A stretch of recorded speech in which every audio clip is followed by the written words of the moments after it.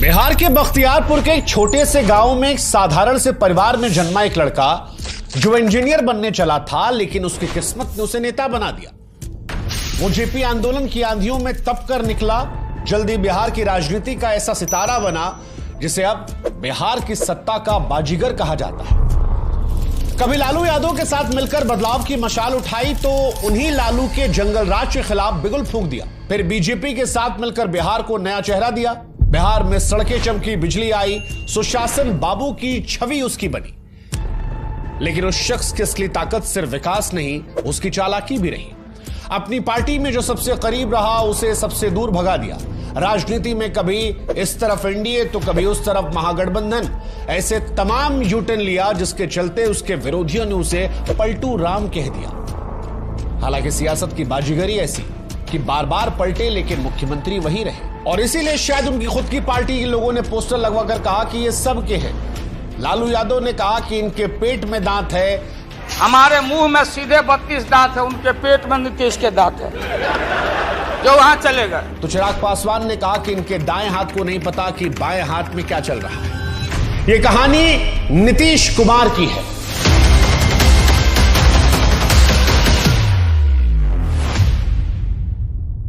नीतीश कुमार की कहानी विकास की है, विश्वासघात की है, सपनों की है, साजिशों की है। यह कहानी है चालाकी की, चुप्पी की, पलटाव की और पकड़ की, जिसमें कोई दोस्त हमेशा रहा नहीं और कोई दुश्मन स्थायी बना नहीं। मगर इन सब से आगे बढ़कर यह कहानी उस सियासी संतुलन की है जिसने बिहार के गांव से लेकर दिल्ली के गलियारों तक हर किसी को सोचने पर मजबूर कर दिया कि आखिर नीतीश कुमार है किसके, या ये कहिए कौन है बिहार में जो बगैर नीतीश के अकेले सत्ता की कुर्सी को पकड़ सकता है। क्या आप अपने बिजनेस को नेक्स्ट लेवल पर ले जाना चाहते हैं, या उन लोगों से जुड़ना चाहते हैं जो रियल में ग्रोथ कर रहे हैं? अगर हां तो ओडू कम्युनिटी डेज को मिस मत कीजिएगा। यह भारत का सबसे बड़ा टेक और बिजनेस इवेंट है जो 13 और 14 अगस्त को महात्मा मंदिर convention and exhibition centre Gandhinagar Gujarat में हो रहा है। यहां 20,000 से अधिक लोग आएंगे और इसके अलावा 200 से ज्यादा एग्जीबिशन, 200 से ज्यादा सेशन होंगे, और यहां पर आपको मिलेगा ओडू की लीडरशिप, ग्लोबल एक्सपर्ट और टॉप बिजनेस लीडर्स से मिलने का मौका। और हां, इसके बाद एक शानदार आफ्टर पार्टी भी है। यह इवेंट आपकी नॉलेज, नेटवर्किंग और बिजनेस अपग्रेडेशन का एक सॉलिड बूस्टर हो सकता है। ओडू एक all in one business management software है जिसमें 45+ ऐप जैसे कि CRM, HR, accounting, sales, marketing और बहुत कुछ है। तो ये ओडू जैसे प्लेटफॉर्म को समझने और इंडस्ट्री के लीडर से जुड़ने का एक शानदार मौका है। इस इवेंट में टॉप इन्फ्लुएंसर, फाउंडर और इनोवेटर्स आने वाले हैं। अगर आप भी लाइफ में ग्रोथ चाहते हैं तो अभी रजिस्टर करें, लिंक डिस्क्रिप्शन में दिया है। पहला ऐप लाइफ टाइम फ्री और सिर्फ 580 रुपए महीने में मिलते हैं सारे ओडू ऐप्स, अनलिमिटेड कस्टमर सपोर्ट और होस्टिंग के साथ। लिंक डिस्क्रिप्शन में दिया है, जल्दी से रजिस्टर करें। इंडिया के सबसे बड़े बिजनेस और टेक्नोलॉजी इवेंट के लिए ओडू कम्युनिटी डेज 2025। अब शुरू करते हैं शुरू से नीतीश कुमार की कहानी को। साल था 1951, तारीख थी 1 मार्च। बिहार के बख्तियारपुर कस्बे में एक छोटे से घर में एक बच्चा पैदा हुआ। नाम रखा गया नीतीश कुमार। पिता का नाम था राम लखन सिंह जो आयुर्वेदिक वैद्य थे, लेकिन दिल में राजनीति का जज्बा था। आजादी की लड़ाई में पिताजी कई बार जेल गए थे, लेकिन आजादी के बाद जब कांग्रेस से टिकट मांगा तो उनकी जगह लाल बहादुर शास्त्री जी की बहन को टिकट दे दिया गया। यहां से नीतीश जी के पिताजी का भरोसा जो है वो टूट गया और कांग्रेस को छोड़ दिया और डॉक्टर लोहिया के समाजवादी विचारों से जुड़ गए। नीतीश बचपन में ही अपने पिता को राजनीति पर लंबी लंबी बात करते सुनते थे। खासकर 1962 में जब भारत चीन से हारा तो घर में नेहरू की खूब आलोचना होती थी।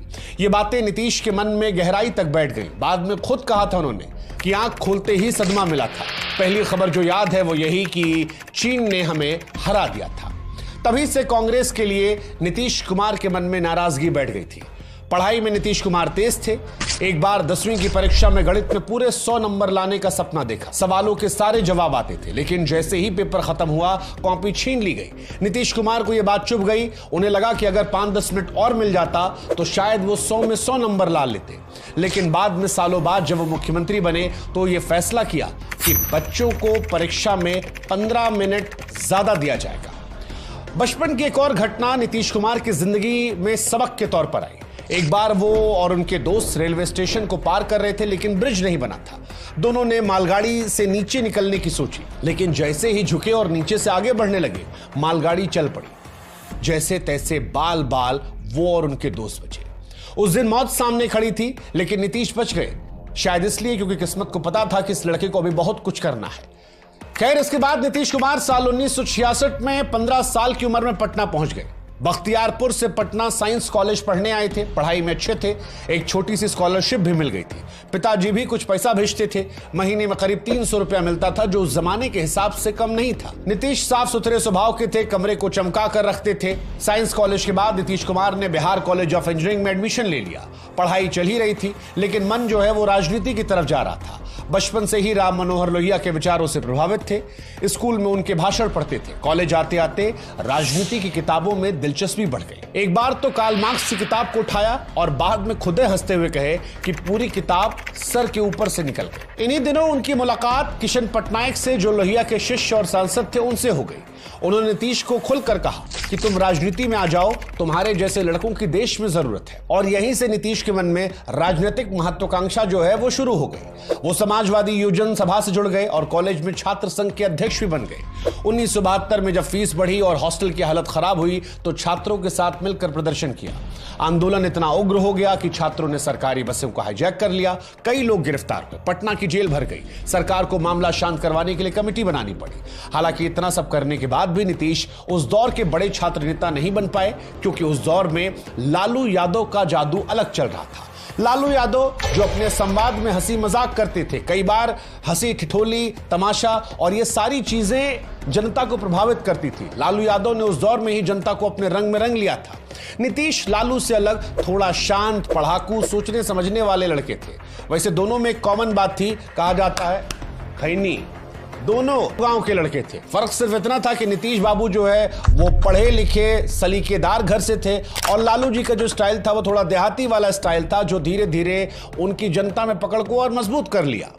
इसी दौरान नीतीश कुमार की दोस्ती कुछ और चेहरों से भी हुई, जिसमें नाम था सुशील मोदी, सरयू राय, शिवानंद तिवारी, रविशंकर प्रसाद। ये तमाम वो लड़के थे जो आगे चलकर देश की सियासत में बड़ी भूमिका निभाने वाले थे। नीतीश जेपी की छात्र संघर्ष समिति से जुड़ गए और लोहिया विचार मंच पर भी एक्टिव हो गए। अब धीरे धीरे अपने रंग में आ रहे थे। मंच पर भले कम दिखते, लेकिन पर्दे के पीछे खूब चाल चलते। एक बार छात्र संघर्ष समिति में कम्युनिस्टों की एआईएसएफ भी शामिल थी, लेकिन वो इंदिरा गांधी के समर्थन में थी। अब सवाल था कि क्या किया जाए। नीतीश ने इसका हल ढूंढा, बिना टकराव के काम हो जाए ये उन्होंने सोचा। उन्होंने समिति से एक प्रस्ताव पास करवाया जिसमें अमेरिका की आलोचना के साथ साथ सोवियत संघ की निंदा कर दी गई, चेकोस्लोवाकिया और हंगरी में दखल को लेकर। बस क्या था, एआईएसएफ नाराज होकर खुद बाहर चली गई। नीतीश कुमार की यह चाल कामयाब थी और यही अंदाज नीतीश कुमार की मौजूदा सियासत में भी दिखता है, जहां वो शांति से जो करना होता है वो सलीके से कर जाते हैं, बिना टकराव के। खैर, नीतीश कुमार की शादी का भी एक बड़ा दिलचस्प किस्सा है। नीतीश कुमार जब राजनीति में अपने कदम रख रहे थे तो जयप्रकाश नारायण के साथ मंच साझा करने लगे। हालांकि इस दौर में वो पढ़ाकू थोड़ा अलग थे। कहा जाता है कि जयप्रकाश नारायण भी नीतीश को पढ़ाकू कहकर ताना मारते थे। लेकिन सियासत में बढ़ते कदम के बीच में नीतीश कुमार के पिता राम लखन सिंह को उनका राजनीति का ये मोह अच्छा नहीं लग रहा था। उनको ये लग रहा था कि लड़का जो है वो भटक रहा है और किसी भी माता पिता की तरह एक पुराना उपाय उन्होंने आजमाया, ब्याह करवा के शादी करने की बात कर। लड़की चुनी गई, नाम था मंजू, जो पटना के मगध महिला कॉलेज में पढ़ती थी। नीतीश कुमार को इतनी जल्दी शादी करने का कोई इरादा नहीं था, लेकिन फिर दोस्तों ने समझाया कि चलो मंजू को एक बार देख आते हैं, तो उन्होंने ज्यादा विरोध भी नहीं किया। नीतीश कुमार को लेकर एक किताब है, नीतीश कुमार अतरंग दोस्तों की नजर। उसमें उनके दोस्त कौशल एक किस्सा लिखते हैं। वो कहते हैं कि मैंने आकर नीतीश कुमार को बताया कि लड़की अच्छी है, पढ़ी लिखी है, मुस्कुराते हुए देखने में भी अच्छी लगती है। फिर यह सुनकर नीतीश जी मुस्कुरा दिए और शादी के लिए हामी भर दी। हालांकि नीतीश कुमार की शादी की कहानी इतनी आसान नहीं थी। असली मोड़ इसके बाद आया। नीतीश कुमार को यह पता चला कि उनके पिताजी ने दहेज में उस दौर में 22,000 रुपया मांगा है। बस फिर क्या था, नीतीश यहीं से फट पड़े। शाम को वहां से 3 पहिया ऑटो में बैठकर गांव पहुंचे और सीधे पिताजी से लड़ने लगे। वजह थी, लोहिया से प्रेरित होकर पहले ही कसम खाई थी कि जीवन में दहेज नहीं लेंगे। नीतीश कुमार ने शादी से इंकार कर दिया। बाद में मामला बिगड़ने ही वाला था कि तभी उनके दोस्त बीच में आए और लड़की के घर वालों से साफ साफ कह दिया कि कोई दहेज नहीं लिया जाएगा, कोई तिलक भात नहीं होगा, शादी अगर होगी तो बस एक साधारण कोर्ट मैरिज। नीतीश कुमार ने खुद भी संदेश भिजवाया कि मैं लोहिया का शिष्य हूं, मेरी जिंदगी विचारों पर चलती है। आप चाहें तो दोबारा सोच सकते हैं आपको यह रिश्ता मंजूर है या फिर नहीं। कहने को बात सीधी थी लेकिन तेवर स्पष्ट थे। शादी का नया कार्ड छपा और उस कार्ड पर लिखा गया कि यह शादी तिलक दहेज शोषण युक्त है, कुप्रथाओं से मुक्त है। 1973 में 22 साल की उम्र में नीतीश कुमार की शादी मंजू जी से करा दी गई, बिना शोर शराबे के, सिर्फ विचारों की बुनियाद पर। नीतीश जी की शादी के बाद उनकी पर्सनल लाइफ बढ़िया चल रही थी, लेकिन देश का माहौल 1974 में गर्म हो गया था। इंदिरा गांधी की सरकार पर भ्रष्टाचार के आरोप लग रहे थे। जयप्रकाश नारायण सड़कों पर उतर चुके थे और देश भर के छात्र जेपी के साथ जुड़ने लगे थे। नीतीश, जिन्हें जेपी मजाक में पढ़ाकू कहते थे, वो भी इनके साथ थे। फिर सितंबर 1974 में नीतीश कुमार को मीसा के तहत गिरफ्तार कर लिया गया, लेकिन कुछ ही महीनों के बाद दिसंबर में उन्हें रिहा कर दिया गया। फिर आया वो दिन जिसने इतिहास को बदल दिया। 12 जून साल 1975 को इलाहाबाद हाईकोर्ट ने इंदिरा गांधी की संसद सदस्यता को रद्द कर दिया। बौखलाई सरकार ने 25 जून की रात देश में इमरजेंसी लगा दी। जेपी समेत तमाम विपक्षी नेताओं को जेल में ठूस दिया गया। उस रात नीतीश कुमार पटना के इंजीनियरिंग कॉलेज के हॉस्टल में थे। एक दोस्त भागते हुए आया और कहा कि नीतीश, तुम्हें पकड़ने पुलिस आ रही है, भाग जाओ। नीतीश अंडरग्राउंड हो गए, कभी यहां कभी वहां, लोकेशन हर कुछ घंटे में बदलनी पड़ती। जुलाई में वे फल्गु नदी किनारे गया में गुप्त मीटिंग में थे। लालू और कई नेता भी यहां मौजूद थे। तभी पुलिस ने यहां धावा बोल दिया। भागने का रास्ता सिर्फ एक था, 10 से 11 फुट की ऊंची दीवार जिस पर लकड़ियों का ढेर टिका हुआ था। नीतीश को वैसे तो ऊंचाई से डर लगता था, लेकिन उस दिन डर का मतलब गिरफ्तारी या कुछ और भी बुरा, और इसीलिए लालू और नीतीश दीवार पर चढ़े और दूसरी तरफ रेतीली फल्गु नदी में छलांग लगा दी। उनके साथ 50 साल के रामसुंदर दास भी कूद पड़े। लालू थककर जमीन पर गिर पड़े। नीतीश की सोने की अंगूठी वहीं कहीं खो गई, लेकिन जान वो बच गई। करीब 10 से 11 महीने नीतीश कुमार अंडरग्राउंड रहे। फिर कुछ घंटे कहीं जाते ठहरते तो पुलिस को भनक लग जाती। इसके बाद साल 1976 की गर्मियों में एक मीटिंग थी भोजपुर जिले में नेता राम इकबाल सिंह के यहाँ। मीटिंग गांव के बाहर होनी थी। अलर्ट रहने की जिम्मेदारी नीतीश के दोस्त को दी गई, लेकिन उसी वक्त दोस्त के बेटा बीमार पड़ गया और दूसरा व्यक्ति लग गया जिसने लापरवाही की। पुलिस को खबर मिली। जैसे ही मीटिंग चली, पुलिस पहुंची और एक सिपाही ने नीतीश कुमार की कनपटी पर बंदूक रख दी। पुलिस वाला खुद घबराया था। इलाका उस दौर में इमरजेंसी विरोधियों का था, कुछ भी हो सकता था। लेकिन तब नीतीश ने धीरे से उसकी बंदूक हटाई और बड़े प्यार से कहा कि सुनो, इसकी जरूरत नहीं है, जहां मर्जी वहां ले चलो। नीतीश कुमार गिरफ्तार हो गए। पहले उन्हें बक्सर जेल ले जाया गया, लेकिन वहां पर उनकी लोकप्रियता कुछ लोगों को खटकने लगी। फिर फैसला हुआ कि भागलपुर सेंट्रल जेल ले जाया जाए। अब एक बड़ा दिलचस्प किस्सा यहां पर है। जब नीतीश कुमार को भागलपुर ले जाया जा रहा था, तब ट्रेन पटना पर रुकी। बारिश हो रही थी। अगली ट्रेन जो है वो सुबह की थी। इसके बाद नीतीश कुमार पुलिस से कहते हैं कि सुनो, मेरे ससुराल यहीं पर है, ऐसा करते हैं कि चलते हैं वहीं रात गुजार लेते हैं। पुलिस वाला भी सोचा कि भला आदमी है, जो खुद गिरफ्तार हुआ है, भागेगा तो नहीं, इसके साथ चले चलते हैं। पुलिस वाला और नीतीश कुमार रिक्शे में बैठे। पानी में घुटनों तक डूबते हुए नीतीश को लेकर पुलिस ससुराल पहुंची। ससुराल जब वो पहुंचे तो उनको देखकर घर वाले खुश भी थे और दुखी भी, क्योंकि पत्नी मंजू वही थी। उनकी आंखों में खुशी के भी आंसू थे, दुख के भी। खुशी इस बात की कि पति दिखाई पड़ रहा है, दुख इस बात का कि पुलिस वाला लेकर आया और सवेरे जेल जाएंगे। खैर, खाने पीने की व्यवस्था हुई। एक रात घर में और फिर अगली सुबह जेल की ओर रवानगी हो गई। लेकिन नीतीश कुमार टूटे नहीं। इमरजेंसी में 9 महीने जेल काटने के बाद जब देश में लोकतंत्र लौटा तो नीतीश भी वापस मैदान में कूद पड़े। 1977 नालंदा के हरनौत विधानसभा सीट से जनता पार्टी का टिकट पर चुनाव लड़ा। सामने थे पुराने समाजवादी नेता भोला प्रसाद सिंह। नीतीश कुमार ने चुनाव दमखम से लड़ा, लेकिन 5895 वोटों से हार गए। इसके बाद साल 1980 में भी कोशिश की, पार्टी बदल ली थी। इस बार वो चरण सिंह की पार्टी जनता दल सेकुलर के उम्मीदवार थे, लेकिन किस्मत ने फिर धोखा दिया। एक बार फिर निर्दलीय उम्मीदवार अरुण कुमार सिंह ने 5060 वोटों से हरा दिया। 2 बार लगातार हार ने नीतीश कुमार को तोड़ दिया था। पत्रकार संतोष सिंह की किताब रूल्ड और मिसरूल्ड में लिखा है कि नीतीश तब अपने दोस्त मुन्ना सरकार से कहे थे कि भाई ऐसे कैसे चलेगा, अब तो कोई बिजनेस करना पड़ेगा। इसी बीच उन पर 2 व्यक्तिगत चोट भी आई। एक जयप्रकाश नारायण की मौत और इसके 1 महीने बाद ही पिता राम लखन सिंह का निधन। नीतीश कुमार अब पूरी तरह भीतर से टूट चुके थे। इस दौर में वो ठेकेदारी करने का मन बना चुके थे। सरकारी कॉन्ट्रैक्टर बनने का फॉर्म भी भर दिया था, लेकिन उनके दोस्त विजय कृष्ण ने वो आवेदन फाड़ कर फेंक दिया और ये कहा कि तू राजनीति छोड़ने के लिए नहीं बना है, तू राजनीति करने के लिए बना है।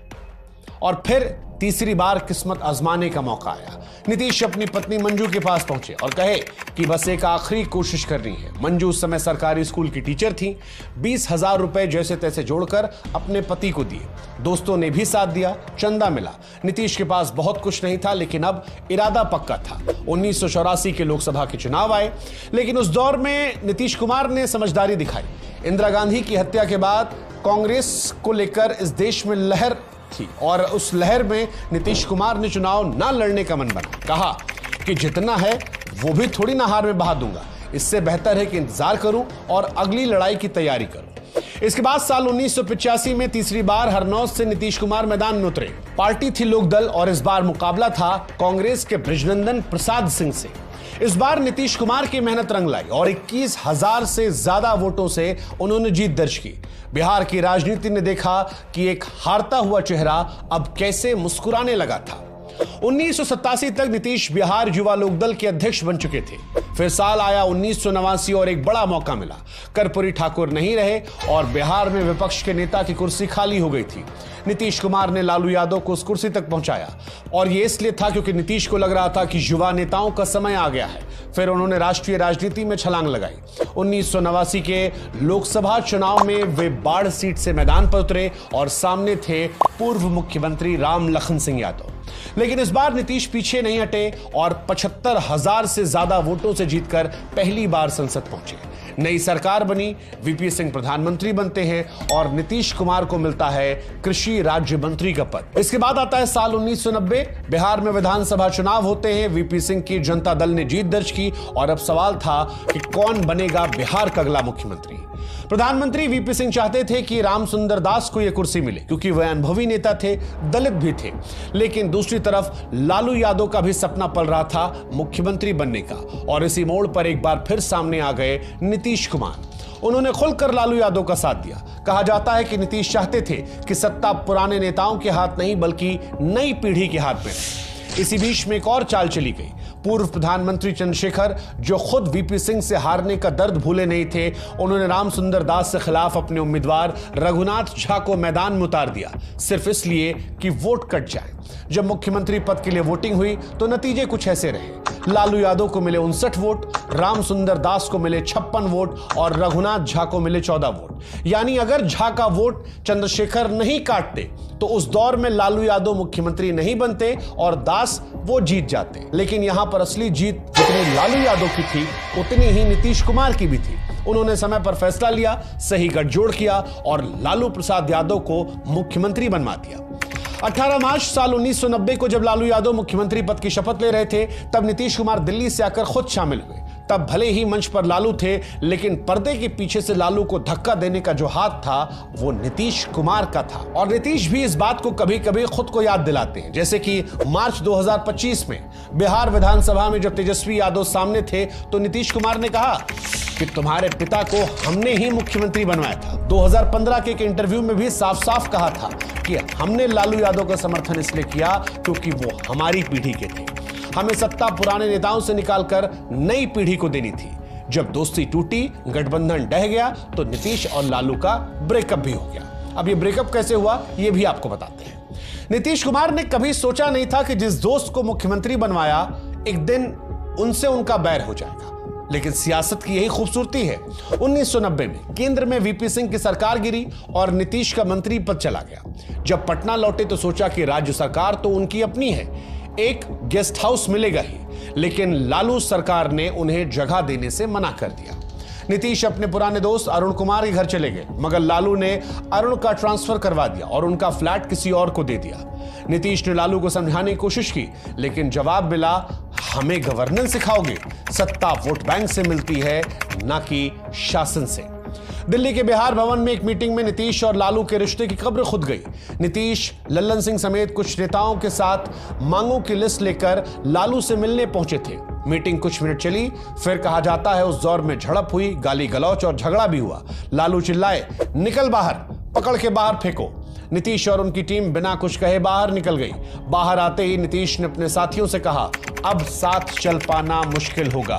फिर बीजेपी नेता सरयू राय से एक पत्र ड्राफ्ट करवाया जिसमें लालू यादव से गठबंधन को तोड़ने का ऐलान था। उस चिट्ठी में नीतीश कुमार ने लिखा कि आपसे उम्मीद थी कांग्रेस की तरह भ्रष्ट नहीं होगे, लेकिन आपने सिर्फ अपने लोगों को फायदा पहुंचाने में दिलचस्पी दिखाई। अब आपके साथ रहना व्यर्थ है। शरद यादव को जैसे इस पत्र की भनक लगी, उन्होंने लालू यादव को माफी मांगने के लिए कहा। लालू तैयार हो गए, लेकिन नीतीश कुमार ने मना कर दिया। शरद यादव ने कहा कम से कम पत्र की भाषा नरम कर दो। नीतीश ने उल्टा उसमें और तीखे शब्द जोड़ दिए। ये चिट्ठी फिर गायब हो गई। सालों के बाद पत्रकार श्रीकांत को इसकी एक प्रति मिली, लेकिन आखिरी पन्ना नहीं था। बाद में शिवानंद तिवारी और सरयू राय ने बताया कि उस गायब पन्ने में क्या लिखा था। लिखा था कि इन हालात में आपसे अलग होकर राजनीति करना उचित समझता हूं। 1992 तक नीतीश और लालू के बीच में बातचीत पूरी तरह से बंद हो गई थी। लालू सत्ता के शिखर पर थे और नीतीश राजनीति के अंधेरे में अकेले। लालू ने कैबिनेट में नीतीश की भूमिका को मजाक बनाकर भी कहा कि ये तो क्लर्क है, फाइल पढ़ना, साइन करना, बाबूगिरी वाला काम करना, हमसे भी वही करवाना चाहता है। नीतीश इस दौर में टूटा हुआ महसूस कर रहे थे। वे ना तो साथ रह पा रहे थे और ना ही खुलकर अलग हो पा रहे थे। लेकिन फिर एक मौका मिला वैशाली लोकसभा के उपचुनाव का। यह लालू यादव की साख की लड़ाई थी। नीतीश ने प्रचार तो नहीं किया, लेकिन गैर यादव पिछड़ों को एक संकेत मिल गया कि नीतीश अब लालू के साथ नहीं है और लालू की उम्मीदवार हार गए। अब नीतीश को उम्मीद की एक किरण दिखाई पड़ी। 1993 में नीतीश ने एक नई मांग रखी, मंडल आयोग के तहत मिले आरक्षण में अति पिछड़ों का अलग से कोटा दिया जाए। लालू ने ना सुना, उल्टा अफवाह उड़ा दी कि कुर्मी और कोरी जातियां आरक्षण से बाहर होंगी। गैर यादव पिछड़ी जातियां नाराज हो गई। फरवरी 1994 में पटना के गांधी मैदान में कुर्मी समुदाय की एक बड़ी रैली हुई। लालू ने नीतीश को संदेश भिजवाया, अगर रैली में गए तो देशद्रोह माना जाएगा। नीतीश गए भी और पूरे दम से मंच से बोले भी। कहा कि भीख नहीं, हिस्सेदारी चाहिए। जो सरकार हमें नजरअंदाज करेगी वो ज्यादा दिन सत्ता में नहीं रह पाएगी। और यही वो मौका था जब गठबंधन पूरी तरह से टूट गया। कुछ महीनों के बाद 19 अक्टूबर साल 1994 को नीतीश ने जॉर्ज फर्नांडिस और बाकी साथियों के साथ मिलकर समता पार्टी का गठन किया। पटना में हुई पहली रैली में नारा गूंजा, लालू यादव से बिहार बचाओ। नीतीश कुमार ने भाषण दिया, यह विश्वासघाती सरकार है।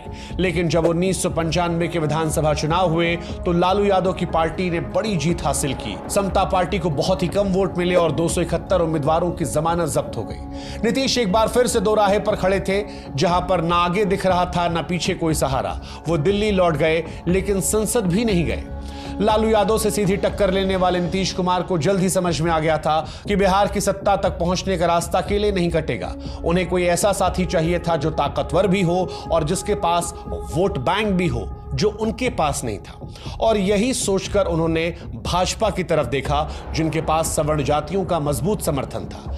नीतीश की समता पार्टी के पास कुर्मी, कोरी और दूसरी पिछड़ी जातियों का आधार था। दोनों का मेल रणनीतिक था, आदर्शों से ज्यादा जरूरतों का। उन्होंने लाल कृष्ण आडवाणी जैसे बड़े नेताओं से बात की और एक नया गठबंधन खड़ा कर दिया। 1996 के लोकसभा चुनाव में नीतीश की रणनीति रंग लाई। भाजपा को 18, समता पार्टी को 3 सीटें मिली, जबकि लालू की जनता दल 33 से गिरकर 22 पर आ गई थी। उधर लालू यादव चारा घोटाले में बुरी तरह घिर चुके थे। हजारों करोड़ों के इस घोटाले में फर्जी बिलों के जरिए सुअर, चारा और दवाएं कागजों में घुमाई गई, लेकिन जमीनी हकीकत में कुछ नहीं नजर आया। सीबीआई ने जब लालू को गिरफ्त में लिया तो उन्हें मुख्यमंत्री की कुर्सी भी छोड़नी पड़ी, लेकिन लालू हार मानने वालों में नहीं थे। जेल जाने से पहले एक मास्टर स्ट्रोक खेला और अपनी पत्नी राबड़ी देवी को बिहार का मुख्यमंत्री बना दिया और खुद जेल से सरकार चलाने लगे। हालांकि नीतीश कुमार, जो लालू के विरोधी थे, इसे कैसे बर्दाश्त करते। उन्होंने इस पारिवारिक सरकार को पेटीकोट सरकार कहकर पूरे बिहार में लालू हटाओ रैलियां शुरू कर दी। जनता पर असर पड़ा और साल 1998 के चुनाव में गठबंधन ने 54 में से 29 सीटें जीत ली। लेकिन इस बढ़त के जोश में नीतीश एक बड़ी चूक कर बैठे। उन्होंने केंद्र से राबड़ी को बर्खास्त करने की मांग कर दी। कांग्रेस ने संसद में इस प्रस्ताव को नाकाम कर दिया और राबड़ी दोबारा मुख्यमंत्री बन गए। एक बार फिर लालू ने जेल में रहते हुए नीतीश को राजनीतिक की चौसर पर मात दे दी थी। फिर साल 1999 में वाजपेयी की सरकार गिरी और चुनाव दोबारा होते हैं। इस बार नीतीश और भाजपा का गठबंधन और मजबूत हुआ। 54 में से 42 सीटें जीत ली गई। अब नीतीश को पूरा भरोसा हो चला था कि 2000 के विधानसभा चुनाव में उनकी सरकार बननी तय है। लेकिन लालू यादव ने फिर सबको चौंकाते हुए 124 सीटें हासिल की, जबकि एनडीए सिर्फ 122 सीटों पर अटक गया। सिर्फ 2 सीटें, पर राजनीति में कभी कभी यही 2 कदम सत्ता की सीढ़ी से पार्टियों को नीचे ढकेल देता है। हालांकि नीतीश अभी भी झुकने वाले नहीं थे। उनके पास दिल्ली की ताकत थी। राज्यपाल विनोद पांडे को फोन आया कि मुख्यमंत्री नीतीश कुमार को बनाओ। 3 मार्च 2000 को उन्होंने शपथ ले ली। अब उनके पास बहुमत साबित करने के लिए 1 हफ्ता था। निर्दलीय विधायक, जिनमें से कई पर आपराधिक आरोप थे, जैसे कि सूरज भान, रंजन तिवारी, रमा सिंह, ये नीतीश को समर्थन देने के लिए तैयार थे। लेकिन यही वो पल था जब नीतीश के सामने नैतिकता और सत्ता आमने सामने खड़ी थी। वो समर्थन तो चाहते थे, लेकिन दागियों से हाथ मिलाना नहीं चाहते थे। उन्होंने यह जिम्मा भाजपा के नेता कैलाशपति मिश्रा को सौंपा। कहा कि मैं तो नहीं मिलूंगा, तुम जाकर बात कर लो। मिश्रा जेल में जाकर विधायकों से मिले, लेकिन जब वे विधायक समर्थन देने आए तो नीतीश कुमार से बिना पूछे उनके कमरे में घुस गए। नीतीश कुमार जिंदाबाद के नारे लगाने लगे, कैमरे चमके, तस्वीरें खिंच गई और अगले दिन देश के तमाम अखबारों में ये तस्वीरें थीं। नीतीश उन्हीं चेहरों के साथ थे जिनसे वो दूरियां बनाना चाहते थे। आज भी ये फोटो सेशन नीतीश कुमार को परेशान करता है। हालांकि इन सब के बावजूद भी नीतीश कुमार बहुमत नहीं जुटा पाए और नीतीश ने फ्लोर टेस्ट से पहले ही इस्तीफा दे दिया। लालू यादव की चाल एक बार फिर चल पड़ी। एक तरफ उनके करीबी कांग्रेस के 8 विधायकों को होटल में बंदूक की नोक पर रखे थे, तो वहीं दूसरी तरफ सोनिया गांधी से मिलकर सांप्रदायिक ताकतों को रोकने की अपील कर रहे थे। नतीजा फिर से वही हुआ। राबड़ी देवी मुख्यमंत्री बन गई और नीतीश कुमार को एक बार फिर दिल्ली लौटना पड़ा, इस बार वाजपेयी कैबिनेट में रेलवे मंत्री बनकर। लेकिन यही नीतीश कुमार के भाग्य का दरवाजा भी खोलने वाला था। 2000 में बिहार का बंटवारा हो गया और झारखंड एक नया राज्य बन गया। अब भाजपा का जो मजबूत आधार झारखंड में जो था वो अलग हो गया था और नीतीश की समता पार्टी बिहार में गठबंधन की सीनियर पार्टी बन गई थी। अब नीतीश पहले जैसे जूनियर नहीं थे, अब वो शर्तें रखने लगे थे और यहीं से नींव पड़ी उस नीतीश युग की जिसने अगले 10 सालों तक बिहार की सत्ता को अपने इशारों पर चलाया। एक तरफ बिहार में नीतीश कुमार का उदय हुआ था, दूसरी तरफ गुजरात में नरेंद्र मोदी का, और यहीं से नरेंद्र मोदी और नीतीश की दोस्ती, दुश्मनी, दूरी, करीबी सबकी शुरुआत हो गई। साल 2002 दरअसल भारतीय राजनीति के लिए एक जख्म की तरह था, लेकिन नीतीश कुमार के लिए भी इम्तिहान की तरह था। गुजरात में नरेंद्र मोदी के मुख्यमंत्री रहते हुए भयंकर दंगे हुए, हजारों लोग इसमें मारे गए। पूरे देश में गुस्सा उफान था। नीतीश उस वक्त एनडीए सरकार में मंत्री थे और एक साफ सुथरी सेक्युलर छवि के नेता माने जाते थे। ऐसे में उन पर जबरदस्त दबाव पड़ा कि भाजपा से रिश्ता तोड़ दे, लेकिन उन्होंने नहीं तोड़ा। जनता दल यूनाइटेड के लोग कहते थे कि नीतीश ने भाजपा नेताओं से साफ कहा था कि मोदी ने दंगों को रोकने में देरी की, मगर जॉर्ज फर्नांडिस, जो उस समय रक्षा मंत्री थे, उन्होंने समझाया कि लालू को हटाने की लड़ाई अधूरी है और भाजपा के बिना यह मुमकिन नहीं। आलोचक ये कहते हैं कि नीतीश ने सिद्धांत नहीं, राजनीति चुनी और शायद वो इसमें गलत भी नहीं थे। 1 साल बाद खुद नीतीश अपने बयानों से दुनिया को चौंकाते हैं। दिसंबर 2003 में गुजरात के कच्छ में एक रेलवे परियोजना का उद्घाटन करते हुए वे कहते हैं कि नरेंद्र भाई को सिर्फ गुजरात तक सीमित नहीं रहना चाहिए, देश को उनकी जरूरत है। नीतीश कुमार दंगों को धब्बा तो कहते थे, लेकिन ये भी जोड़ते थे कि केवल बुरा याद रखना और अच्छा भूल जाना भी ठीक नहीं है। जब पूरा विपक्ष मोदी को सांप्रदायिक कह रहा था, तब नीतीश सार्वजनिक रूप से उनकी तारीफ कर रहे थे, लेकिन यह सब कुछ ज्यादा दिन नहीं चला। 2004 के लोकसभा चुनावों में एनडीए को हार का सामना करना पड़ा। बिहार में जेडीयू भाजपा गठबंधन केवल 11 सीटें जीत पाया। खुद नीतीश, जो लगातार 5 बार बाढ़ से सांसद थे, इस बार हार गए। उन्हें यकीन हो गया कि गुजरात दंगे उनकी छवि पर असर डाल रहे हैं, खासकर बिहार के मुस्लिम वोटरों में। उन्होंने अपनी रणनीति को बदला और नरेंद्र मोदी से दूरियां बना ली। 2005 में जब बिहार के विधानसभा चुनाव हुए तो नीतीश ने साफ साफ कहा कि मोदी बिहार में प्रचार नहीं करेंगे। इस चुनाव में लालू को 75 सीटें मिली, एनडीए को 92। बहुमत नहीं आया और नीतीश ने पिछली गलती से सीखते हुए सत्ता के लिए जोड़तोड़ नहीं की। उधर लालू ने केंद्र की यूपीए सरकार से विधानसभा भंग करवा दी और राष्ट्रपति शासन लागू हो गया। नीतीश सुप्रीम कोर्ट पहुंचे और फैसला उनके पक्ष में आया, लेकिन तब उनके दिमाग में एक नई योजना आई और वो योजना थी कि अगर अगला चुनाव नीतीश को मुख्यमंत्री का चेहरा बनाकर लड़ा जाए तो जनता उन्हें साफ साफ विकल्प के रूप में स्वीकार कर सकती है। उन्होंने भाजपा पर दबाव बनाया कि आधिकारिक तौर पर मुख्यमंत्री उम्मीदवार घोषित किया जाए। अटल बिहारी वाजपेयी चुप रहे, लेकिन नीतीश ने जेटली, राजनाथ और आडवाणी जैसे नेताओं से समर्थन जुटा लिया। यहां भी उनका विरोध हुआ। उनकी अपनी पार्टी के संस्थापक जॉर्ज फर्नांडिस ने कहा कि यह भाजपा का फैसला है, जेडीयू का नहीं। लेकिन जब अरुण जेटली ने समझाया कि नाम वापस लेने से नुकसान होगा तो जॉर्ज फर्नांडिस भी मान गए। अब नीतीश आधिकारिक तौर पर मुख्यमंत्री पद के चेहरे थे और जैसा उन्होंने सोचा था वैसा ही हुआ। नवंबर 2005 के चुनाव में एनडीए को स्पष्ट बहुमत मिला, 143 सीटें। इसमें 88 सीटें जेडीयू को और 55 भाजपा को मिली। 25 नवंबर 2005 को नीतीश कुमार ने मुख्यमंत्री पद की शपथ ली और यहीं से सुशासन बाबू के युग की शुरुआत हो गई। इस जीत ने उन्हें दो बातें सिखाई। एक, अगर जनता को भरोसे का चेहरा मिले तो गठबंधन जीत दिला सकता है, और दूसरा, उन्हें यह लगा कि नरेंद्र मोदी को बिहार की राजनीति से दूर रखना उनके लिए सही रणनीति है। यह फॉर्मूला उन्होंने अगले कई चुनावों में अपनाया। 2005 में जब नीतीश कुमार ने मुख्यमंत्री पद की शपथ ली तो बिहार की किस्मत को मानो एक नई स्याही मिल गई। दशकों से जो राज्य जंगल राज के नाम से बदनाम था, वहां पहली बार किसी ने मंच से कहा कि अब अपराध नहीं, विकास की बात होगी। उन्होंने जमीन पर उतरकर वही किया जो नेता अक्सर अपने भाषणों में करते हैं। अपराध के खिलाफ नीतीश कुमार ने जीरो टॉलरेंस की नीति लाई, फास्ट ट्रैक कोर्ट बनवाए और बाहुबली नेताओं तक को जेल भिजवा दिया। नतीजा चौंकाने वाला था। 5 सालों में बिहार का क्राइम रेट 68% तक गिर गया। पहली बार जनता ने महसूस किया कि राज डर से नहीं, न्याय से भी चल सकता है। पर नीतीश ने सिर्फ अपराध पर नकेल नहीं कसी, बिहार की नस भी पकड़ ली। शिक्षा और सम्मान। स्कूल जाने वाली लड़कियों को साइकिल दी गई, जो जल्द ही मुख्यमंत्री साइकिल योजना के नाम से घर घर में चर्चा का विषय बन गई। लड़कियों के स्कूल में उपस्थिति एक झटके में बढ़ी। शिक्षकों में भारी कमी थी, इसे दूर करने के लिए 2,70,000 शिक्षकों की भर्ती की गई। सरकारी स्कूलों को बदलने की भी कोशिशें तेज हो गई। इसी बीच नीतीश ने सामाजिक न्याय को भी नई परिभाषा दी। दलितों में सबसे वंचित वर्ग को महादलित घोषित किया गया और अलग योजना का लाभ मिला। अति पिछड़ों को आरक्षण दिया और महिलाओं को पंचायतों में 50% सीटें देकर जमीनी सत्ता में भागीदारी दी गई। महादलितों और महिलाओं और अति पिछड़ों में नीतीश के लिए एक स्थायी भरोसा पैदा हुआ, जिसने राजनीति के हर उतार चढ़ाव में नीतीश कुमार का साथ दिया। इन सब के बीच देश में नरेंद्र मोदी के गुजरात मॉडल की चर्चा भी तेज हो रही थी, लेकिन नीतीश और मोदी के रास्ते साफ तौर पर अलग थे।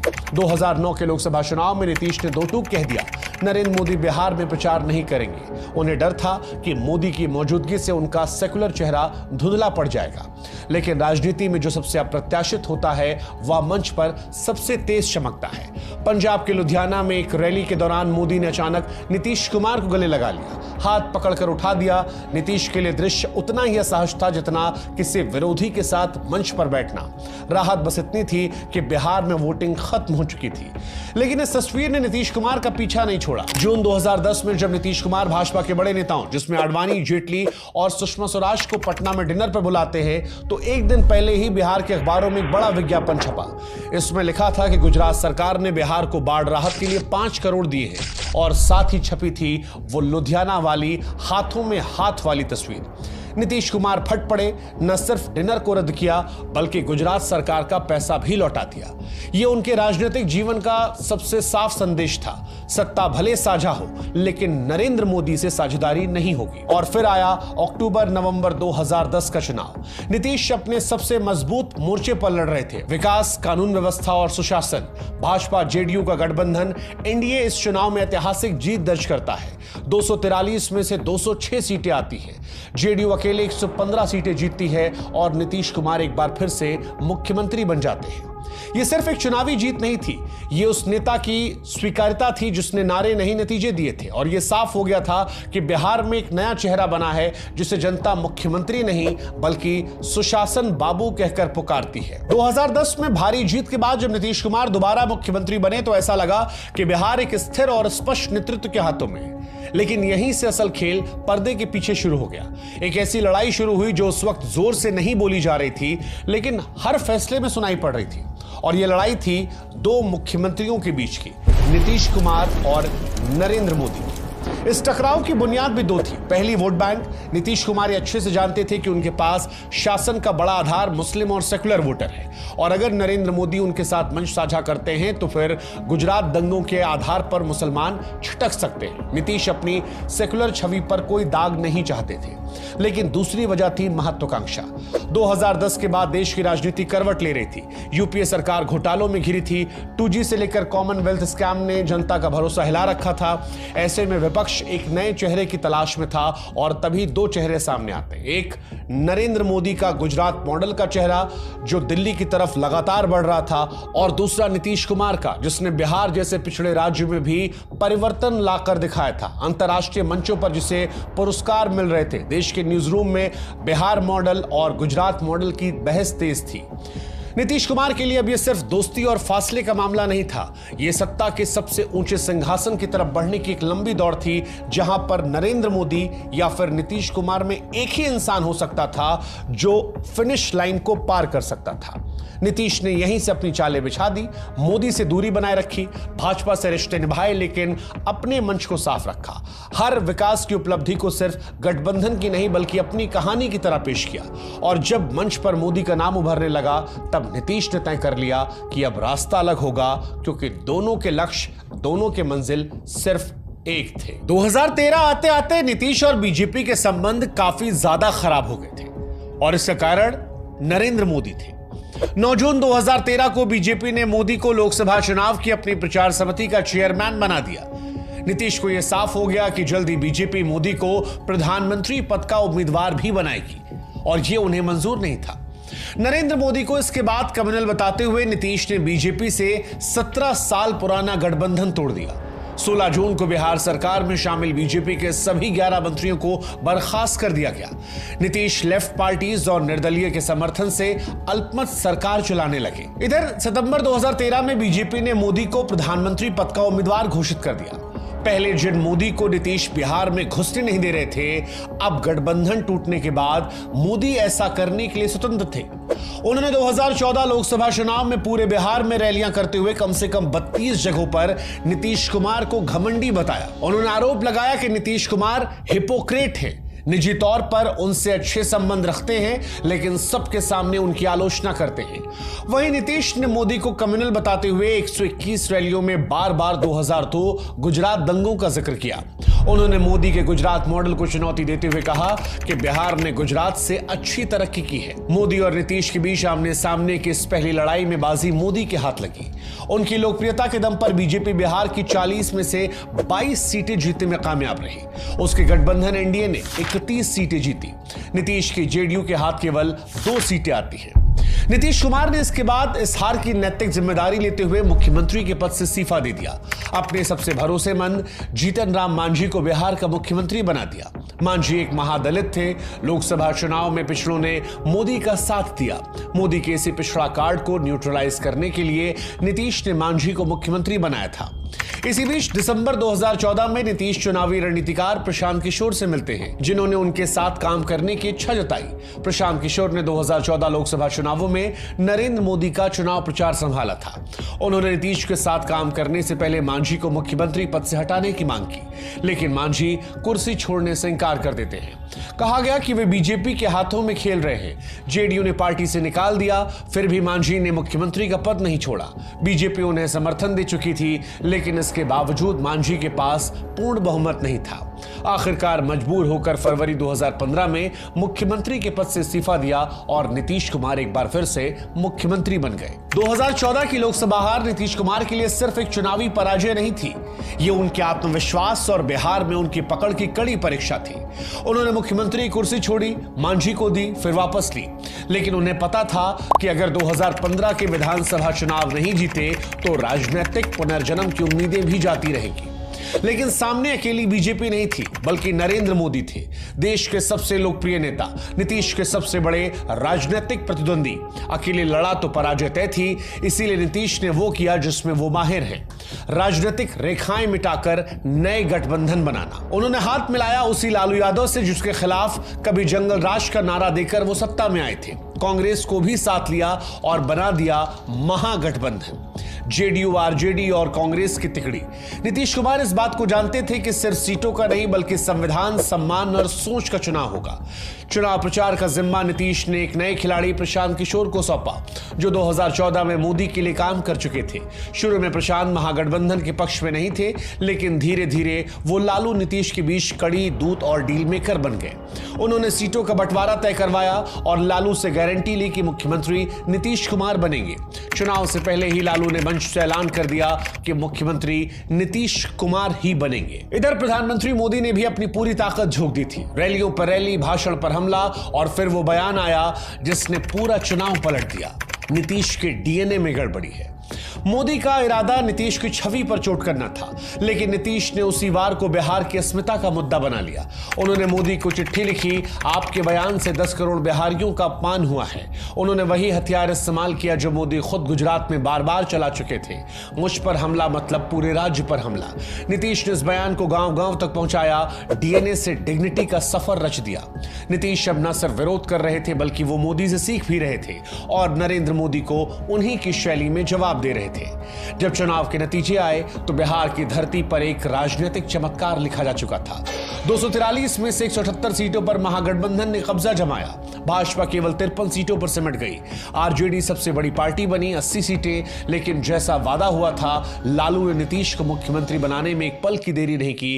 तेजस्वी डिप्टी सीएम बने और नीतीश ने तीसरी बार मुख्यमंत्री की कुर्सी को संभाल लिया। यह जीत उस वक्त एक गठबंधन की जीत नहीं थी, ये नीतीश कुमार की पुनरावृत्ति थी। वो फिर से साबित कर चुके थे कि राजनीति में कोई स्थायी दुश्मन नहीं होता, बस सही वक्त पर चलने वाली चाल ही स्थायी होती है। 2015 की भारी जीत के बाद जब नीतीश कुमार ने सत्ता संभाली तो उनका अगला कदम किसी को अंदाजा नहीं था। सरकार बने कुछ ही महीने हुए थे कि उन्होंने एक ऐसा फैसला किया जिसने पूरे देश का ध्यान खींच लिया। बिहार में पूर्ण शराबबंदी का फैसला। यह फैसला जितना साहसी था उतना ही जोखिम भरा। नीतीश कुमार जानते थे कि शराबबंदी का सीधा असर उन महिलाओं तक पहुंचेगा जो घर घर में शराब के चलते हिंसा, गरीबी और अपमान का सामना कर रही थी। महिलाओं को सत्ता में आधी भागीदारी देने वाले मुख्यमंत्री अब उनके संरक्षक की छवि गढ़ रहे थे। लेकिन धीरे धीरे इस फैसले की कड़वी सच्चाई सामने आने लगी। जहां जहां शराब पर बैन लगाया गया था वहां नकली शराब का जाल फैल चुका था और बिहार भी इससे छूता नहीं रहा। कई जगह जहरीली शराब से मौतें हुई, शराब माफिया पनपने लगा और आलोचनाओं का सिलसिला शुरू हो गया। लेकिन नीतीश डटे रहे, कहा जनहित में है, वापस नहीं लेंगे। ये वही नीतीश कुमार थे जो अपने हर पलटी के लिए आलोचना सहते थे, पर यहां पर एक अडिग प्रशासक का रूप लेकर खड़े रहे। इसी बीच बीजेपी से उनकी दूरी कम होने लगी। जब नवंबर 2016 में केंद्र की मोदी सरकार ने नोटबंदी का ऐलान किया तो लगभग पूरा विपक्ष से जन विरोधी कह रहा था, लेकिन तब नीतीश कुमार ने इसका समर्थन किया। उस समय नीतीश का नोटबंदी को समर्थन करना केवल एक आर्थिक मुद्दा नहीं, एक संकेत था कि वो पुरानी राहों से हटकर नई पगडंडी तलाशने लगे हैं। मई 2017 में जब सोनिया गांधी ने विपक्षी दलों को एक लंच मीटिंग में बुलाया जहां राष्ट्रपति चुनाव की रणनीति बननी थी तो नीतीश वहां नहीं पहुंचे, लेकिन अगले ही दिन नरेंद्र मोदी के साथ लंच करते दिखाई पड़े। तस्वीरें वही कह रही थी जो नीतीश जुबान से नहीं कह रहे थे। पाला बदलने की पूरी तैयारी थी। इसके बाद उन्होंने बीजेपी के उम्मीदवार रामनाथ कोविंद को राष्ट्रपति चुनाव में समर्थन दे दिया, जबकि उनका अपना गठबंधन आरजेडी और कांग्रेस इसका विरोध कर रहे थे। अब गठबंधन के भीतर खटास खुलकर दिखने लगी थी और इसकी 3 वजह थी। पहली, आरजेडी चाहती थी कि नीतीश तेजस्वी यादव को मुख्यमंत्री बनाकर खुद राष्ट्रीय राजनीति में चले जाएं। लालू उन्हें पीएम मटेरियल कहने लगे थे, जो प्रशंसा कम, दबाव ज्यादा थी। दूसरा, जेडीयू ने आरोप लगाया कि आरजेडी उसके विधायकों को तोड़ने की कोशिश कर रही है। और तीसरी सबसे बड़ी वजह, तेजस्वी यादव का नाम आईआरसीटीसी घोटाले में सामने आया था। नीतीश ने गठबंधन धर्म निभाते हुए तेजस्वी सफाई मांगी, लेकिन लालू और तेजस्वी ने चुप्पी साध ली और यहीं से विश्वास की आखिरी डोर भी टूट गई। फिर आया साल 2017 जब नीतीश कुमार की अंतरात्मा जागी और विपक्ष की सबसे बड़ी विकेट गिर गई।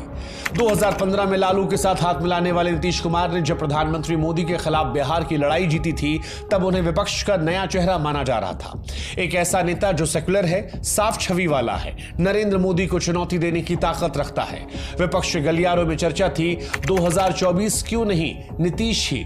लेकिन फिर साल 2017 आया और एक ऐसा पल जिसने न सिर्फ बिहार की राजनीति के नक्शे को बदल दिया बल्कि राष्ट्रीय विपक्ष की कमर तोड़ दी।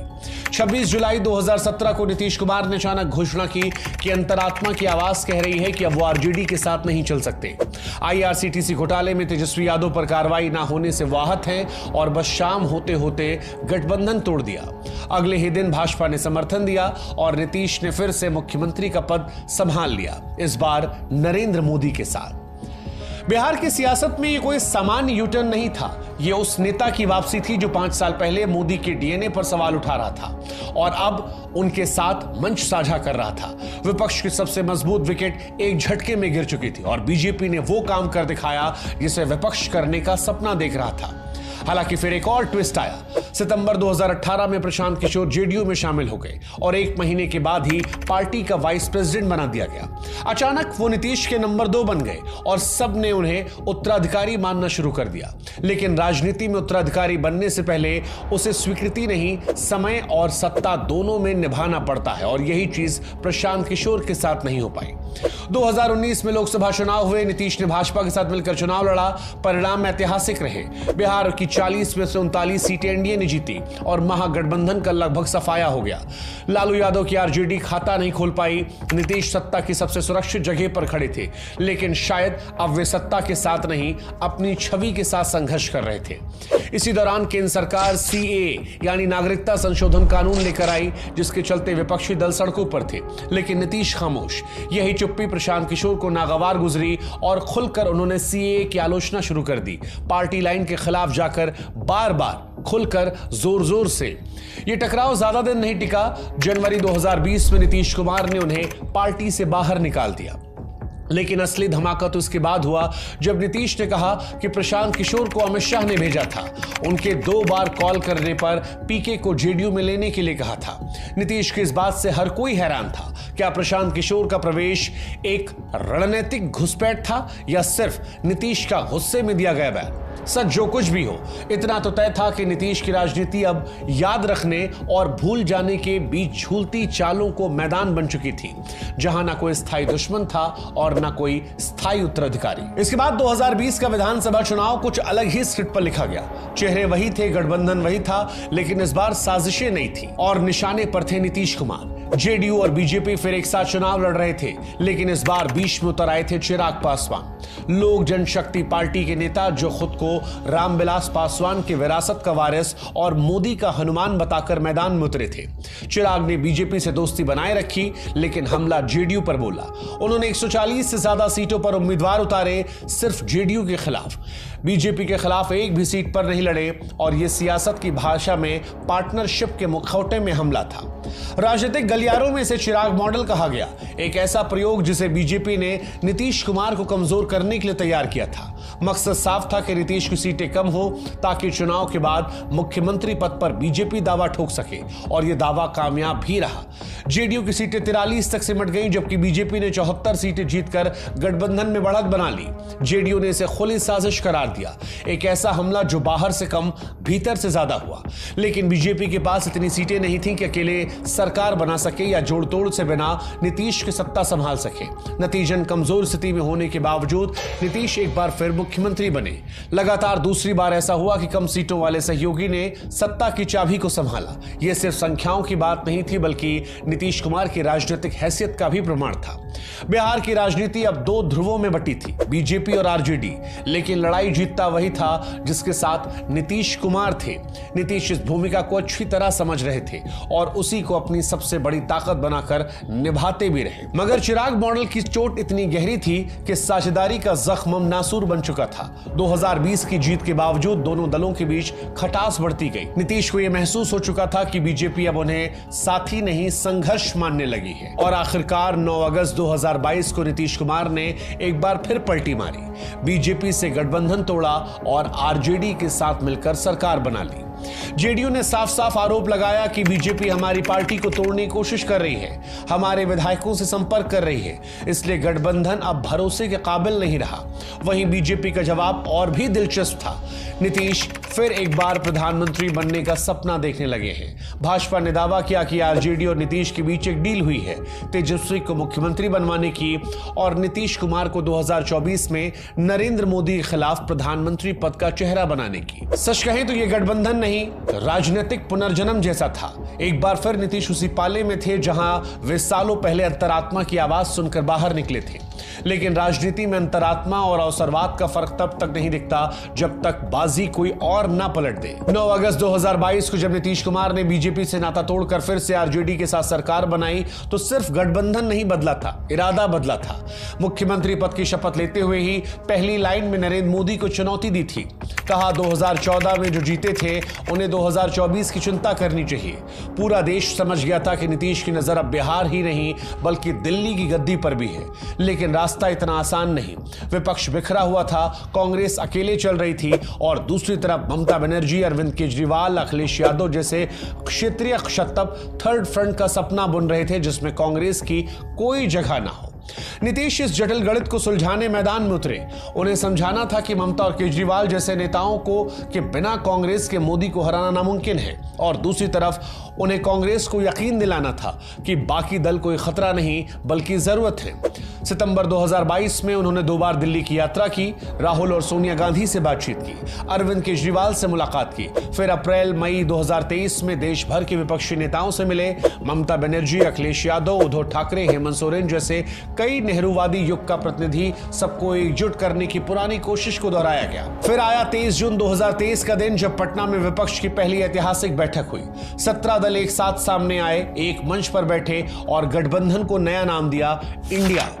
3 महीनों में 3 बैठकों के बाद यह संख्या 28 पार्टियों तक पहुंच गई और एक वक्त ऐसा लगने लगा कि नीतीश कुमार विपक्ष के सर्वमान्य नेता बन चुके हैं। मीडिया विश्लेषक यहां तक के विरोधी भी मानने लगे कि 2024 में नरेंद्र मोदी को चुनौती देने के लिए नीतीश सबसे मजबूत विकल्प है। लेकिन यहीं से चीजें बिगड़ने लगी। सीट बंटवारे पर बात नहीं बन रही थी। कुछ दल ज्यादा चाहते थे, कुछ कांग्रेस को कम देना चाह रहे थे। नीतीश फिर नाराज होने लगे और फिर 19 दिसंबर 2023 को दिल्ली की बैठक में एक अप्रत्याशित घटना होती है। ममता बनर्जी ने मल्लिकार्जुन खड़गे का नाम प्रधानमंत्री पद के उम्मीदवार के तौर पर प्रस्तावित कर दिया। अरविंद केजरीवाल ने समर्थन दिया, खड़गे ने विनम्रता से मना कर दिया, कहा पहले चुनाव जीतते हैं फिर नाम तय करेंगे। लेकिन नीतीश कुमार के लिए व्यक्तिगत और राजनीतिक चोट थी। गठबंधन जिसकी नींव उन्होंने रखी थी उसमें कोई और चेहरा प्रधानमंत्री बनने की चर्चा में था। जेडीयू ने इसे कांग्रेस की सोची समझी चाल बताया। नीतीश ने कहा मैं किसी पद की रेस में नहीं हूं, लेकिन सभी जानते थे कि नीतीश की राजनीतिक महत्वाकांक्षा से ही यह गठबंधन बना था। फिर 1 महीना बीता, 13 जनवरी 2024 अगली बैठक। इस बार प्रस्ताव आया कि नीतीश कुमार को इंडिया गठबंधन का कन्वीनर बनाया जाए, लेकिन बैठक में राहुल गांधी ने इस प्रस्ताव को वीटो कर दिया। उन्होंने कहा कि ममता बनर्जी को इस पर आपत्ति है और वो बैठक में मौजूद नहीं है तो फैसला टालना होगा। नीतीश कुमार इस अपमान से तिलमिला गए, बैठक को अधूरी छोड़ दी और 10 मिनट पहले निकल गए। राहुल के करीबियों का यह कहना था कि उनके पास पक्की जानकारी थी, नीतीश बीजेपी के साथ सीट बंटवारे की बातचीत कर रहे हैं और इसलिए राहुल गांधी को भी लगा कि कभी भी वो इंडिया गठबंधन को छोड़ सकते हैं। और शायद राहुल गांधी की आशंका सही थी या राहुल के कदम के चलते उनकी आशंका हकीकत में तब्दील हो गई, क्योंकि उस दिन बैठक छोड़ते समय नीतीश इस बात को मन बना चुके थे कि अब इस गठबंधन में नहीं रहना। और फिर वही हुआ जो राजनीति में सिर्फ नीतीश कुमार कर सकते हैं। 28 जनवरी को मुख्यमंत्री के पद से इस्तीफा दिया, गठबंधन को तोड़ा और बीजेपी के साथ मिलकर दोबारा से सरकार बना ली। यह कोई आम यूटर्न नहीं था, यह वैसा ही था जैसा सेनापति युद्ध में दुश्मन की तरफ से तलवार चलाए और शाम होते होते दुश्मन की सेना में सेनापति बन जाए। इंडिया गठबंधन जिसे नीतीश ने जोड़ा, जिसकी हर पहली बैठक उन्होंने होस्ट की, जिसमें उन्होंने विपक्ष को एक बैनर के नीचे लाने के लिए दिन रात एक कर दिया, अब नीतीश उसी इंडिया गठबंधन के खिलाफ थे। सवाल था क्यों? क्योंकि नीतीश को लगने लगा था कि उन्हें गठबंधन में वो सम्मान, वो दर्जा नहीं मिल रहा जिसके वो हकदार थे। उनकी नाराजगी कांग्रेस से थी क्योंकि राहुल उन्हें संयोजक नहीं बनने दे रहे थे, और आरजेडी से इसलिए क्योंकि उन्हें लगा कि लालू यादव ने खुलकर साथ नहीं निभाया। उधर दूसरी तरफ भाजपा की तरफ से आती राम मंदिर की हवा, जीत का माहौल उन्हें यकीन दिला चुका था कि अगर सत्ता में बने रहना है तो मोदी की छत के नीचे रहना होगा। इसीलिए फिर वही एक बार किया जो सिर्फ नीतीश कुमार कर सकते हैं, और वो था पाला बदलकर इस ओर से उस ओर जाना। 2013 के बाद से यह चौथी बार था जब नीतीश ने पाला बदला था, और पिछले 3 बार उन्होंने यह सिर्फ 6 सालों में किया था। अब जनता, मीडिया, सोशल मीडिया सभी ने उन्हें एक नया नाम देना शुरू कर दिया, पलटू राम। कहा गया अब नीतीश की कोई विचारधारा नहीं, अब सिर्फ कुर्सी है जो उनके इर्द गिर्द घूमती चलती है। और साथ ही यह भविष्यवाणी भी हुई कि जेडीयू अब साफ हो जाएगी, लोकसभा चुनावों में जनता जवाब देगी। लेकिन नीतीश कुमार की कहानी कभी भी भविष्यवाणियों पर नहीं चली, वो हर बार राजनीतिक अंत की पंक्ति में खड़े होकर अगला अध्याय लिख देते हैं और इस बार भी उन्होंने यही किया। जनवरी 2024 में जब नीतीश कुमार ने इंडिया गठबंधन तोड़कर एक बार फिर बीजेपी का हाथ थामा था, तो अधिकतर लोगों का मानना था कि नीतीश खत्म हो गए। सोशल मीडिया पर मीम बन रहे थे, राजनीतिक विश्लेषक विरोधी तंज कस रहे थे। लेकिन 4 जून 2024 को जब लोकसभा चुनाव के नतीजे आए तो पूरा नैरेटिव चेंज हो गया। बिहार में जेडीयू ने 12 सीटें जीत ली, बीजेपी के बराबर। लेकिन जिन आरजेडी और कांग्रेस से खिलाफ हो गए थे, वो दोनों मिलकर भी इतनी सीटें बिहार में नहीं ला पाई। और सबसे बड़ा ट्विस्ट तब आया जब राष्ट्रीय स्तर पर बीजेपी को बहुमत नहीं मिला। एनडीए को 293 सीटें मिली, जो बहुमत से सिर्फ 23 ज्यादा थी। जिसे पलटी मारने वाला कहा जा रहा था, वो अब कुर्सी तय करने वाला बन चुका था। जिसकी राजनीति को अंतहीन पलटियों की थकान मान लिया गया था, वो फिर से सत्ता की धुरी बन गया था। यह दावा हुआ कि इंडिया गठबंधन की ओर से भी उन्हें प्रधानमंत्री बनने का ऑफर दिया गया, लेकिन नीतीश ने इसे इंकार कर दिया। क्यों? क्योंकि शायद उन्हें पता था कि कभी कभी प्रधानमंत्री बनने से ज्यादा ताकतवर होता है प्रधानमंत्री बनाने वाला। आज नरेंद्र मोदी के पास 272 का जादुई आंकड़ा नहीं है, लेकिन नीतीश कुमार के पास सिर्फ 12 का असली जादू है। वो 12 जो सिर्फ आंकड़ों नहीं, राजनीतिक निर्णायकता की कीमत बन चुका है। और इस तरह जब नीतीश के राजनीतिक करियर की लोग श्रद्धांजलि की तैयारियां कर रहे थे, तो वो अपने करियर के सबसे ऊंचे मुकाम पर पहुंच गए। आज सत्ता की चाबी नीतीश कुमार के पास भी है। जिस नरेंद्र मोदी ने उनके डीएनए में गड़बड़ी वाली बात कही थी, वो नीतीश कुमार की स्वीकृति से तीसरी बार प्रधानमंत्री बने हैं। नीतीश कुमार कोई विचारधारा नहीं, कोई गठबंधन नहीं, बल्कि राजनीति की सबसे सटीक टाइमिंग का नाम है। और शायद यही कारण है कि बिहार ही नहीं, बल्कि देश की सत्ता की भी असली सेंटर वही है। चुप, शांत, लेकिन निर्णायक। सियासत के सबसे बुजुर्ग और सबसे चालाक खिलाड़ी के इर्द गिर्द एक बार फिर वही सवाल मंडरा रहा है कि अब नीतीश कुमार का आगे क्या। बिहार के आने वाले विधानसभा चुनाव की आहट के साथ नीतीश कुमार और उनकी पार्टी जेडीयू के भविष्य को लेकर चर्चाएं तेज हो गई हैं। वजह वही पुराने 2 सवाल, सेहत और उत्तराधिकारी। कहा जा रहा है कि नीतीश कुमार अब पहले से ज्यादा बीमार रहने लगे हैं। वो थके हुए रहते हैं, वो अक्सर चीजों को भूल जाते हैं। और दूसरी सबसे बड़ी बात यह कि उन्होंने अपनी पार्टी में कभी किसी को बराबर खड़े होने नहीं दिया। दरअसल नीतीश ने कभी किसी को अपनी छाया में फलने नहीं दिया। जॉर्ज फर्नांडिस के साथ पार्टी बनाई, फिर उनको साइडलाइन कर दिया। शरद यादव के साथ जेडीयू खड़ी की, फिर दरवाजा दिखा दिया। प्रशांत किशोर, आरसीपी सिंह, मांझी, कुशवाहा, सभी को उत्तराधिकारी माना गया। लेकिन जैसे ही किसी की पहचान नीतीश की बराबरी करने लगती, वो कुर्सी का कांटा बन गई और उसे बाहर का रास्ता दिखा दिया गया। यही वजह है कि आज जेडीयू के पास ना कोई नेक्स्ट नीतीश है, ना कोई ऐसा चेहरा जो उनके बिना पार्टी को आगे बढ़ा सके। नीतीश कुमार हमेशा परिवारवाद के विरोधी रहे। चुनावी रैलियों में आरजेडी और कांग्रेस को परिवार की दुकान कहकर कोसते रहे। जनता ने भी उन्हें इसीलिए सराहा क्योंकि अपने परिवार को सत्ता से दूर रखा।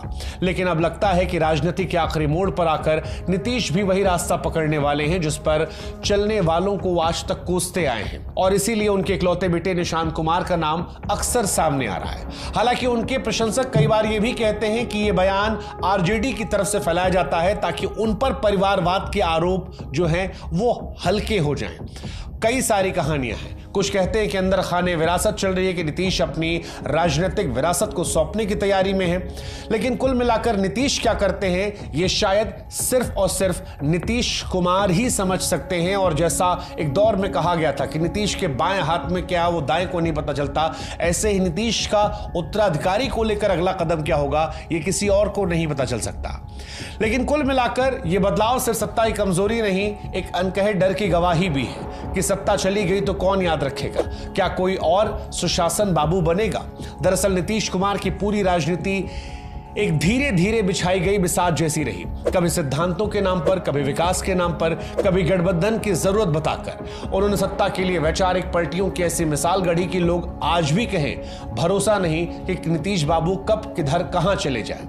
लेकिन चलेंगे जरूर और रुकेंगे नहीं। यही उनकी सबसे बड़ी कामयाबी है कि तमाम पलटियों के बावजूद आज भी वो बिहार की गद्दी पर बैठे हैं। नीतीश कुमार सबके हैं, लेकिन कुर्सी पर भी नीतीश कुमार हैं और इसीलिए नीतीश कुमार को खारिज करना आसान नहीं। नीतीश ने बिहार को सड़कों, बिजली, स्कूलों, कानून और सामाजिक न्याय की नई परिभाषा दी। लड़कियों को स्कूल तक लाने के लिए साइकिल बांटी, पंचायत में महिलाओं को आरक्षण दिया, महादलितों, अति पिछड़ों को सत्ता में हिस्सेदारी दी। यही वजह है कि हर पलटी के बावजूद भी एक कोर वोट बैंक हमेशा उनके साथ खड़ा रहा। हालांकि इन सब से तर उनका एक दूसरा चेहरा भी है, जो बार बार गठबंधन पलटने, वैचारिक उलटफेर और सत्ता से चिपके रहने की भूख है, और जिसके चलते उनकी क्रेडिबिलिटी कमजोर हो जाती है। वो नेता जो नरेंद्र मोदी का विरोध करते हुए इंडिया गठबंधन का चेहरा बने, अब उसी मोदी सरकार में खासम खास रहे। तो यह सवाल उठता है कि क्या नीतीश की कोई विचारधारा है, या कुर्सी से जुड़े रहना ही उनकी नजर में असली सियासत का नजरिया है। खैर, इतिहास उन्हें किस रूप में याद रखेगा, यह देखने वाली बात है। क्या नीतीश कुमार एक ऐसे नेता के तौर पर जाने जाएंगे जिसने बिहार को बदलने की हिम्मत दिखाई, या फिर वो चतुर सियासतदान जिसने कुर्सी बचाने के लिए सिद्धांतों से भी समझौता कर दिया? शायद जवाब अभी नहीं आया है, क्योंकि नीतीश का आखिरी अध्याय अभी आना बाकी है। और ऐसा भी हो सकता है कि नीतीश कुमार की सबसे बड़ी राजनीतिक चाल अभी तक खेली ही ना गई हो। यही नीतीश कुमार को नीतीश कुमार बनाती है, और यही देश के सभी नेताओं से उन्हें अलग कर जाती है।